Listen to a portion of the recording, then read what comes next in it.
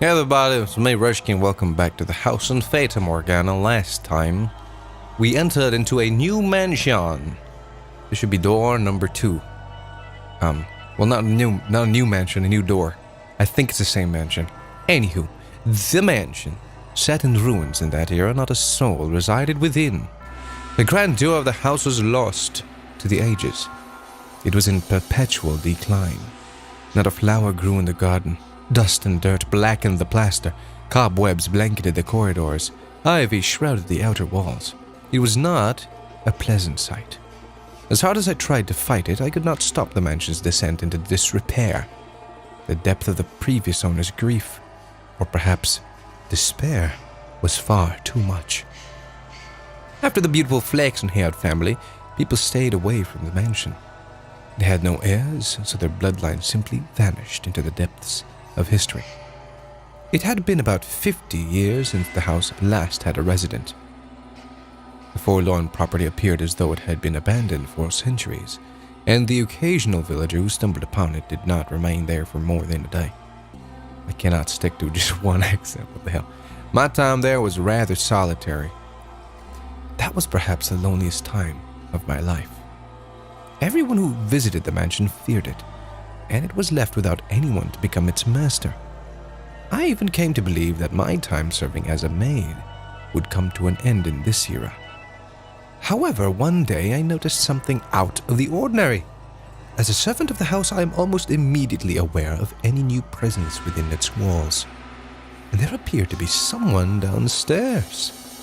Can you imagine just how delighted I was? A part of me was anxious about what kind of person I might find. The possibility that it could be you had my heart aflutter. So resisting the urge to rush, I headed for the basement. The cellar was where red wine, smoked meat, and other preserved foods were kept. By that point, the wine was practically antique. What? As I had expected, a man had made his way into the cellar. Is anyone there? Although I am unsure if referring to him as a man is entirely accurate. Okay. Oh my, this is quite something. The fudge. Black shadow darkness. The first thing I sensed was an almost unbearable stench. The odor emanated from the man, heightened by the food he had carelessly rummaged through. Blood-red liquor spilled between the wine... Liquid spilled from wine... I cannot read. Spilled from wine barrels, soaking the floor. His sunken eyes had a piercing wolf-like glimmer in them. His teeth were sharp and yellowed, visible as he ripped into a chunk of meat. He grumbled in a seemingly inhuman tongue. I was looking at a beast. Or perhaps a half-beast. There was another source of odor in the room, though. It had something of a kind of metallic tinge to it. And when I noticed this, I nearly passed out. There's blood. The red liquid was not just wine, as I had assumed. The beast had, I presume, stolen a weapon from the village. A sword, far too nice for him, lay on the floor by his side. I could hardly imagine how many people's lives he had taken with that blade. It was visibly wet with blood, even in the darkness of the cellar, but at the same time, it had an imposing gleam. The fine, luscious aroma of the wine could not mask the stench of blood and the beast. Holding my breath, I took a few moments to ponder. Ponder what? Oh, master, you know. Tell me, were you summoned here by the mansion? Yeah, the mansion's got friends. Did you come here knowing what kind of place it is? It sounds like someone cleaning a guitar string. If you are in want of money, you are welcome to help yourself to some of the furniture. And I imagine the villagers would be willing to welcome you if you dressed yourself up a bit more like a person. Then you can trade the furniture for food and make your way to a larger town. The wolf was able to fool the innocent girl simply by putting on clothing after all. Nope, don't understand what you're saying, man. Keep cleaning that guitar. Oh dear, I was afraid you wouldn't understand me. I was afraid you wouldn't understand. Okay, what am I to do? I was in quite the predicament. Nevertheless, it meant a great deal to me that I had found someone who did not fear the mansion, be they human or beast. Just be glad you're not dead yet. So I decided I should give my assistance while doing my best not to agitate you. And also, it has been 50 years, something like that. It's been 50 years, and she just looks exactly the same. She's immortal. I think, I could kind of already tell that from the start of the game, but anyway. Say, could you perchance be my new master? Aw, she's just looking for someone to serve. Such simple desires. Alright. The mansion sat near the ocean. Wait, what? Was it always near the ocean? Where are the roses? Wait, no. That was the... No, yeah. I don't think it was always near the ocean. Ooh. To say it was perched upon a cliff might make it sound rather intimidating. I'm not sure if these are like additional details to what we already know of the mansion, or if the mansion teleported somewhere. But you could see the beautiful clear sea through the windows, a glittering expanse of emerald and turquoise. If the mansion had been in proper condition, it would have been breathtaking against that backdrop. I even wanted to plant orange trees in the garden. Or is it complete like a difference between saying orange trees and orange trees? Get what I mean? Orange trees are trees color orange, and orange trees are trees that grow oranges. Man, I don't know what I'm saying. Though it was a tumultuous era, the sun still shone bright upon the land, which only served to emphasize the house's unsightliness. Oh yes, perhaps I should give you some more background information. At that period in time, a war had just drawn to a close. What year was this again? The once gorgeous wetlands were infested with crows picking at decaying remains. Bodies of soldiers fallen in battle continually washed up on the shores of coastal villages. Ew. The people wanted nothing more than for the certain curtain to draw on that deeply political contest. And when it finally did, the kingdom, with its richly fertile shores, was stripped of its independence, beginning a new era under new rule. The people were exhausted. Their spirits wasted away, and the splendor of the ocean and sky did nothing to help. In my mind, the beast was emblematic of the times, emaciated and enveloped in the scent of blood. But the war came to an end. Thus the beast did not have to remain a beast, I thought. And did he? Was he just a beast of war? A war beast? And so I endeavored to make the beast more human-like. First, I needed to do something about his appearance. I would draw a bath, scrub away all the filth, and dress him in clothing left in the mansion. However, having sat unused for 50 years, the majority of garments had been devoured by insects and were of little use. So I searched the mansion top to bottom for anything the beast could wear, heated up some coals, and set to work ironing what I found. At the time, steam irons had not yet been invented. We used plates of iron heated with coals. They somewhat resembled kettles. It's kind of like Beauty and the Beast-ish, almost. I even prepared meals for the beast in order to teach him proper table manners. Exactly, yeah. Although with the mansion in a nearly uninhabitable state of disarray, there was only so much I could do in the kitchen, and the only supplies I had to work with were what was left in the cellar. As such, I was not able to put to use the cooking skills I had learned in the flaxen-haired family's time. Now, you mustn't eat with your hands. Do you want to get your fingers and face dirty? Still cleaning that guitar, I see. You eat using a knife and fork. See? Like this. I feel like I'm teaching a young child. Oh, he didn't like that. He don't like the knife or the fork or the young child comment. Oh my, what are you holding your head for? Still tuning that guitar. Oh dear, perhaps I should be teaching you to speak before table manners. Garble, garble, garble. Blargle, blarble. Worry not, we have plenty of time.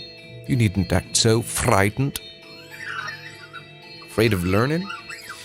Or perhaps you do not want to be understood at all. Would you be so kind as to tell me your name? You are for now still a guest. It is too soon for me to call you Master. Or am I mistaken? Your name. That is what people call you. How about I start by telling you my name? Finally, we get to know her name. I'm called... Bet. Bet. I'm called Bet. Oh, wait, no, this is her, not her. It is Master. This is Beast Dude. I am called Bet. Beastia. Okay. Well, alright. That makes sense. Beastia? Your name is... Bestia? Beastia. It's probably Beastia. Ah, I see. Then that is what I shall call you. Beastia? What a fantastic name. Very easy to remember. Why, you seem to be rather perplexed as to how I was still alive. He had, in fact, attempted to cause me harm, however. I'm a servant of the house. It's raining again also, in real life. The beast called himself Beastia. It is a curious thing. When I learned his name, he seemed to take on new importance in my mind. He was not a mere beast, but the thing called Beastia. Master. Beastmaster. Oh, God. Should I ever have the chance to hear your name, I am certain you too shall become more substantial a presence. But you must always remember, Master, that even if you do not remember your name, and even if you never know mine, you've always held a special place in my heart. Oh, why thank you, maid lady. And thus began my tranquil days with Beastia. Slowly he began to learn the human tongue, and I was, to be quite honest, rather thrilled. To be certain, I was afraid of the beast, but my fear was not so strong as my elation that there was someone else in the mansion, someone to whom I could speak, and someone that might become my master. Come now, you must pull weeds out at the roots, or they will soon grow back. This is a task that requires perseverance. You do it like this, see? There you go. Grass! Oh, did you not expect that? Ha ha ha. What appears to be many plants on the surface is actually all connected within the soil. Oh, darn, he's back to using guitar speak. This is a task that requires a man's strength. Yes, pulling weeds. If there were all other servants, they could do it. So I apologize for making you tend to the garden, future master. Or perhaps now that you are all dressed up, you wish to leave the mansion and find someone to fool, as the wolf did the sweet little girl. Have you no interest in remaining in such a disheveled house? Go on. Not want leave. Oh my, is that so? He. Oh, he's grown attached. If you wish to stay, then I shall not stop you. On the contrary, I will gladly attend to you. I'm waiting for the person who is to become my master. Forever waiting. I shall be able to watch over you until the day you depart this world, old and wrinkled. Do you not believe me? Are you interested in becoming the master of this house? Will be. I have to wonder if you know what you're saying, although it matters little whether you do or not. Oh my, look at that. Now this brings back memories. Oh, a rose. It's a rose, isn't it? Yeah, boy. This is called a rose. Do you know what a rose is? It's a type of flower. Not know. Do not know. The hell that? I see. Well, then allow me to teach you. What you have here is not a real rose. Oh! Oh, it's the accessory. The little jewel thing. The real roses wilted and are sleeping in the soil. This is called an accessory. It is something women wear. Or men if they fashion so. The beast held an ornamental white rose in his hands. Wait, the white one is the one that the white-haired girl had, not the one Nelly had, right? I don't remember anymore. Ugh. Someone sometime meant to give it to someone else. Oh. Wait, didn't he give it to her? Curiously, the white rose was just as stunning as it had been the day it was made, despite being buried in the earth for so many years. I hear roses make wonderful gifts. He stared intently at the decorative rose. I had presumed the beast would either discard it disinterestedly or destroy it. But much to my surprise, Beastia held it gently in his hands, as though it was something precious to him. Are you perchance considering giving it to me? Oh, so you're not. Very well. Oh, look, she's so sad. It's like, dang it. Is there someone else you would like to give it to? In that moment, a thought floated through my mind. The thing I had found in the pool of blood in the cellar was a monstrous creature indeed, but perhaps that was not, at his core, what he truly was. So I asked him a question. What is it that you desire, Bestia? This mansion fulfills people's desires. But you're not a people, so I guess it won't do that for you. If you yearn for something, want, live, peace. Oh, this beast is so gentle and nice. Look at that filthy thing. A beast. It's a beast. It's eating goddamn sand. You really that hungry? Beast, you foul creature. Stay the hell back. Get any closer, filthy beast, and I'll kill you. Oh man. That's one sad flashback, I assume. Several days passed by as Beastie began to act more like a person. The mansion followed suit, slowly becoming more habitable, though not yet back to its former glory. No flowers grew in the garden, but neither were there weeds infesting it. The dusty corridors, shattered windows, rust-covered kitchen gradually returned to their proper states. Beastie learned how to change his own clothes and how to draw a bath. Just imagine him drawing a bear claw. Not a bear, yeah, bear claw. Foot, no, wait, what do you call those? Claw, toe, foot baths. Claw, oh my god. Those bathtubs with feet. Anyway, he drew one of those on a piece of paper is what I was imagining. No longer did I have to wait on him, hand on foot, and foot. He could take care of a number of things all by himself. What we lacked for food he acquired from the forest. Never did he go to purchase supplies from the village. Rather, he captured hares and gathered herbs hidden in the overgrowth. They were days without incident. And though such a life may be wont for excitement, peace is something that you mustn't take for granted. Those who have it cast it aside, finding the leisurely flow of time dull. Only those who have never experienced it truly know how precious it is. Yes, Beastie appeared to be content. He wore an expression of solitary serenity.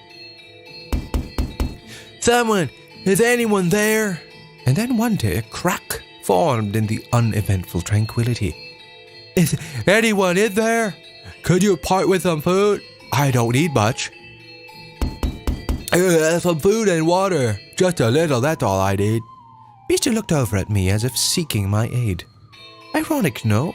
It was the visitor who was truly in need of aid. I pondered it for a few moments, deciding that I could not simply turn away, calling upon the mansion. Someone calling upon the mansion. Had Beastie ordered me to not let him in, I would have followed his instructions, but he said nothing.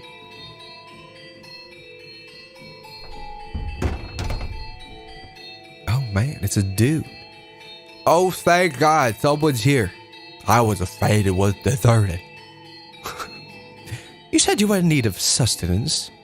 Yes, it doesn't have to be much. Anything to quench the thirst. I got lost, and it's been several days. Give me a few minutes, I will find. Whoa, straight English now. Let him in. A firm, deep voice came from behind me. I was quite startled. When had the beast learned to act so much like a human? When had he learned to speak so clearly? Had he behaved so much like a master? Ah! Upon seeing Beastie, a look of terror appeared to cross the wanderer's face for a moment. To my eyes, Beastie was the very image of a head of a house, but to an outsider he probably appeared to be nothing more than a beast in man's clothing. Prepare him a meal and a bed. I suspect he's quite tired. Thank you very much. But in time, the fear drained from the man's face. Beastie sat precariously on the border between man and beast. Though he still had his doubts, the wanderer revised his first impression, deciding Beastie was human. As the wolf had fooled the little girl in the forest, he too had succeeded in playing the role of a man. Oh, dog. I thought I was a goner for a while there, but you really came to the rescue. And a meal like this, on top of that, you really didn't have to. Though I guess that's not an important thing to say as I'm eating. Appropriate. What kind of meat is this? Hare. You're eating hair. Like, that's gross. There's hair on my hair. It's damn tender for a rabbit. And here I thought it was beef. You have quite the skilled chef. Oh, is she the one to cook this? Is she your wife? Oh no, I am merely a servant. A female servant, huh? Don't see that very often. This mansion is just full of surprises. I can hardly believe it. And I can hardly believe it's been 20 minutes. So I'll see you guys in the next episode. Thank you very much for watching. Bye-bye.